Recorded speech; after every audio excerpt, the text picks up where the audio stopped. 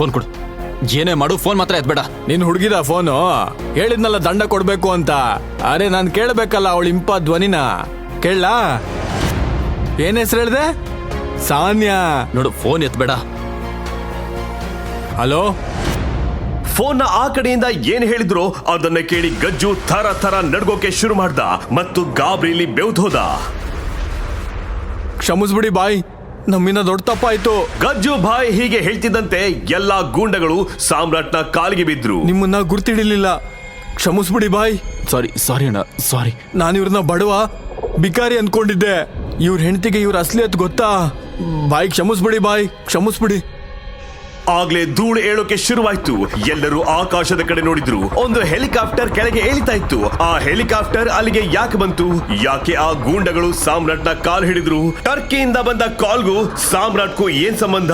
ಮಾರನೇ ದಿನ ಸಾನ್ಯಾಳ ತಾಯಿ ಶರ್ಮಿಳಗೆ ಬಂದ ನ್ಯೂಸ್ನಿಂದ ಇಡೀ ಮನೆಯೇ ಅಲ್ಲೋಲ ಕಲ್ಲೋಲವಾಯ್ತು. ಶರ್ಮಿಳಾ ಮೇಡಮ್, ಯಾವ ಬಡ ಮನೆ ಅಳಿಯ ಸಾಮ್ರಾಟ್ನಿಂದ ನೀವು ಪಾತ್ರೆ ತೊಡಸ್ತಿದ್ರು? ಅವನು ಪ್ಲೇನ್ ನ ಹೈಜಾಕ್ ಮಾಡಿ 200 ಕೋಟಿ ರೂಪಾಯಿ ಕೇಳ್ತಿದ್ದಾರೆ. ಏನು? ನಮ್ಮ ಮಳಿಯನ್ ಪ್ಲೇನ್ ಹೈಜಾಕ್ ಆಯ್ತಾ? ಇದಕ್ಕಿಂತ ದೊಡ್ಡ ಖುಷಿ ನ್ಯೂಸ್ ಇನ್ನೇನ್ ಬೇಕು ನನ್ಗೆ? ನಾನು ಅವನಿಗೋಸ್ಕರ 200 ರೂಪಾಯಿನೂ ಕೊಡಲ್ಲ. ಆದ್ರೆ ಅವನನ್ನ ಉಳಿಸ್ಕೊಳ್ಳೋದಿಕ್ಕೆ 200 ಕೋಟಿನ ಯಾರು ಯಾಕೆ ಕೇಳ್ತಾ ಇದಾರೆ ಗೊತ್ತಾಗ್ತಾ ಇಲ್ಲ. ನಿನ್ನೆವರೆಗೂ ಕೆಲಸದವರಿಂದ ಬೈಗಳು ತಿಂತಿದ್ದ ಹೆಂಡತಿಯ ಎಂಜಲು ಕಾಸಲ್ಲಿ ಮನೆ ಅಳಿಯನಾಗಿ ಬದುಕ್ತಿದ್ದ 100 ರೂಪಾಯಿ ಶರ್ಟ್ ಹಾಕ್ತಿದ್ದ ಅದೇ ಸಾಮ್ರಾಟ್ಗೋಸ್ಕರ ಯಾರಾದ್ರೂ 200 ಕೋಟಿ ಹಣವನ್ನ ಯಾಕೆ ಕೊಡ್ತಾರೆ? ಸಾನ್ಯಾ, ಕೇಳಿದ್ಯಾ ಸಾಮ್ರಾಟ್ ಬಗ್ಗೆ? ಅಮ್ಮ, ನನಗೆ ಸಾಮ್ರಾಟ್ ಮೇಲೆ ಮೊದಲಿಂದಾನು ಡೌಟ್ ಇತ್ತು. ನಿಮ್ಗೆ ನೆನ್ಪಿದ್ಯಾ ಚೈತ್ರಾಲಿನ ಯಾವ ಟೆರರಿಸ್ಟ್ಗಳು ಕಿಡ್ನಾಪ್ ಮಾಡಿದ್ರು? ಅವ್ರು ಅವಳನ್ನ ಬಿಟ್ಟಿದ್ದು ಕೂಡ ಇದೇ ಸಾಮ್ರಾಟ್ಗೋಸ್ಕರ. ನಿನ್ನೆ ಅವನಿಗೆ ಟರ್ಕಿಯಿಂದಲೂ ಕಾಲ್ ಬರ್ತಿತ್ತು. ನಾನು ಸ್ಪ್ಯಾಮ್ ಕಾಲ್ ಇರಬೇಕು ಅಂತ ಸುಮ್ಮನಾದೆ. ರಾಮು ಅಣ್ಣ ಅವನನ್ನ ಮಾರ್ಕೆಟ್ ಕಳ್ಸಿದ್ಮೇಲೆ ಅವ್ನು ವಾಪಸ್ ಬರಲೇ ಇಲ್ಲ. ಹಾಗೆ ಅಮ್ಮ, ಒಂದ್ ವಿಷಯ ಅರ್ಥ ಆಗ್ತಿಲ್ಲ. ಈ ಬಿಕಾರಿ ಸಾಮ್ರಾಟ್ನಲ್ಲಿ ಹೈಜಾಕರ್ಗಳಂಥದ್ದು ಏನ್ ಕಂಡ್ರು ಅಂತ ಎಲ್ರೂ ಬಿಟ್ಟು ಅವನನ್ನೇ ಯಾಕೆ ಹಿಡ್ದಿದ್ದಾರೆ? ಡಿಮ್ಯಾಂಡ್ ಮಾಡಿದ್ಯಷ್ಟು? 200 ಕೋಟಿ. ನನ್ಗನ್ಸುತ್ತೆ ಸಾಮ್ರಾಟ್ ಅವ್ರ ಹತ್ರ ಹೇಳಿರ್ಬೇಕು, ನೋಡಿ ಅಣ್ಣ, ನಮ್ಮ ಅತ್ತೆ ಮನೆಯವ್ರ ಹತ್ರ ಕೋಟಿ ಗಟ್ಲೆ ಆಸ್ತಿ ಇದೆ ಅಂತ. ಸಾನ್ಯಾ ಮೇಡಮ್, ಅವ್ರಿಗೆ ಏನು ಗೊತ್ತಿಲ್ಲ. ಅವರು ಸುಮ್ಮನೆ ಕೂತಿದ್ದಾರೆ. ಆದ್ರೆ ಹೈಜಾಕ್ ಮಾಡಿದವರು ಅವ್ರನ್ನ ಹಿಡಿದು ಬಿಟ್ಟಿದ್ದಾರೆ. ಅವ್ರಿಗೆ 200 ಕೋಟಿ ಸಿಗ್ಲಿಲ್ಲ ಅಂದ್ರೆ ಸಾಮ್ರಾಟ್ನ ಕೊಂದು ಹಾಕ್ತೀವಿ ಅಂತಿದ್ದಾರೆ. ಅಳಿಯ ಅಂತ ಪೂರ್ತಿ ಆಸ್ತಿನೇ ಅವನಿಗೆ ಬರ್ದು ಕೊಡಕ್ಕಾಗತ್ತಾ? ಸಾಯ್ಲಿ ಬಿಡು, ಒಳ್ಳೇದಾಯ್ತು. ಸಾನ್ಯಾ ಜೀವನದಿಂದ ಪೀಡೆ ತೊಲಗ್ತು ಅನ್ಕೊಳ್ಳೋಣ. ಶರ್ಮಿಳಾ ಟಿವಿ ರಿಮೋಟ್ ತಗೊಂಡ್ರು. ನ್ಯೂಸ್ ಚಾನೆಲ್ ಹಾಕಿದ ತಕ್ಷಣ ಟಿವಿಲಿ ಬಂದ ನ್ಯೂಸ್ ಕೇಳಿ ಎಲ್ಲರೂ ದಂಗಾದ್ರು. ಮುಂಬೈನಿಂದ ಟರ್ಕಿಗೆ ಹೋಗ್ತಿದ್ದ ಫ್ಲೈಟ್ ಅನ್ನ ಹೈಜಾಕ್ ಮಾಡಿ ಸಾಮ್ರಾಟ್ ಎಂಬ ವ್ಯಕ್ತಿಯನ್ನ ಒತ್ತೆಯಾಳಾಗಿ ಇರಿಸಲಾಗಿತ್ತು.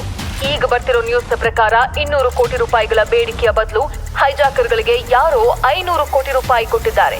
ಅದೇ ಸಮಯದಲ್ಲಿ ಫ್ಲೈಟ್ ಒಳಗಿನಿಂದ ಗುಂಡಿನ ಸದ್ದು ಕೇಳಿ ಬಂದಿದೆ. ಹಣ ಪಡೆದು ಸಾಮ್ರಾಟ್ನನ್ನ ಕೊಲ್ಲಲಾಗಿದೆಯೇ? ಈ ಪ್ರಶ್ನೆಯ ಉತ್ತರಕ್ಕಾಗಿ ಇಡೀ ದೇಶ ಕಾಯ್ತಾ ಇದೆ. ಈ ನ್ಯೂಸ್ ಕೇಳಿ ಸಾನ್ಯಾ ಮತ್ತು ಶರ್ಮಿಳಾ ಅವರ ಕಣ್ಣುಗಳು ಅರಳಿದ್ವು. ಸಾನ್ಯಾ ಗಲಿಬಿಲಿಯಿಂದ ಹೇಳಿದ್ಲು, ಈ ಸಾಮ್ರಾಟ್ಗೋಸ್ಕರ 500 ಕೋಟಿ ಯಾರು ಕಳ್ಸಿದ್ದು? ನಮ್ಮ ಹತ್ರ ಅಷ್ಟು ದುಡ್ಡಿಲ್ಲ. ಈ ಸಾಮ್ರಾಟ್ ಯಾವಾಗ ಇಷ್ಟೊಂದು ಇಂಪಾರ್ಟೆಂಟ್ ಆದ? ಜನ ಅವನಿಗೋಸ್ಕರ ಕೋಟಿ ಗಟ್ಲೆ ಸುರಿಯೋಕೆ ಅದ್ಯಾಕ್ ರೆಡಿ ಆಗಿದ್ದಾರೆ? ಸಾನ್ಯಾ, ಪತ್ತೆ ಹಚ್ಚು ಯಾರವನು ಅಂತ. ಬಡವ ಮತ್ತೆ ಅನಾಥನಾಗಿದ್ದ ಸಾಮ್ರಾಟ್ಗಾಗಿ ಇಷ್ಟು ಹಣ ಕಳ್ಸಿದ್ದು ಯಾರು?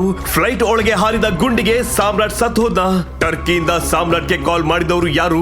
ಯಾವುದೇ ಕಾರಣಕ್ಕೂ ನಮ್ಮಿಂದ ಶ್ರೀಮಂತ ಮತ್ತೆ ಪವರ್ಫುಲ್ ಜೊತೆಗೆ ಚಿನ್ನದ ಮೊಟ್ಟೆ ಇಡೋ ಕೋಳಿ ಯಾವತ್ತೂ ಕೈ ತಪ್ಪಿ ಹೋಗ್ಬಾರ್ದು. ಅವ್ನ್ ಸಿಗ್ಲಿಲ್ಲ ಅಂದ್ರೆ ಈ ರಹಸ್ಯಗಳಿಗೂ ಉತ್ತರ ಸಿಗಲ್ಲ. ಸಾಮ್ರಾಟ್ ಸರ್ ಬದುಕಿರ್ತಾರೆ ಸಾನ್ಯಾ ಮೇಡಮ್. ಇಷ್ಟೊತ್ತಿಗೆ ಅಲ್ಲಿ ಗುಂಡು ಹಾರ್ಸಾಗಿರುತ್ತೆ. ಅವ್ನ ಹೆಣನೂ ಸಿಗಲ್ಲ. ಚಿಂದಿ ಆಗಿರುತ್ತೆ ಅವನ ದೇಹ. ನೀವೆಲ್ಲ ತಪ್ಪು ತಿಳ್ಕೊಂಡಿದ್ದೀರಾ. ನಿಮ್ಗೆ ಸಾಮ್ರಾಟ್ ಸರ್ ಬಗ್ಗೆ ಗೊತ್ತೇ ಇಲ್ಲ. Shut up. ನೀನ್ ನಮ್ ಮ್ಯಾನೇಜರ್, ಈ ವಿಷಯ ಮರಿಬೇಡ. I have proof madam. ಇದನ್ನ ನೋಡಿ. ಇದ್ರಲ್ಲಿ ಯಾರ ಹೆಸರು ಇಲ್ವಲ್ಲ? What non sense. ಇದು ಸಾಮ್ರಾಟ್ ಸರ್ ಫೈಲ್. ಕಳೆದ ವಾರ ತರಕಾರಿ ಮಾರ್ಕೆಟ್ ಇಂದ ಬರುವಾಗ ಗಾಡಿಲಿ ಬಿಟ್ಟು ಹೋಗಿದ್ರು. ಆ ಅಬೇಪಾರಿ ಯೋಗ್ಯತೆಗೆ 1 ರೂಪಾಯಿನೂ ಇರಲ್ಲ, ನೋಡ್ಕೋ.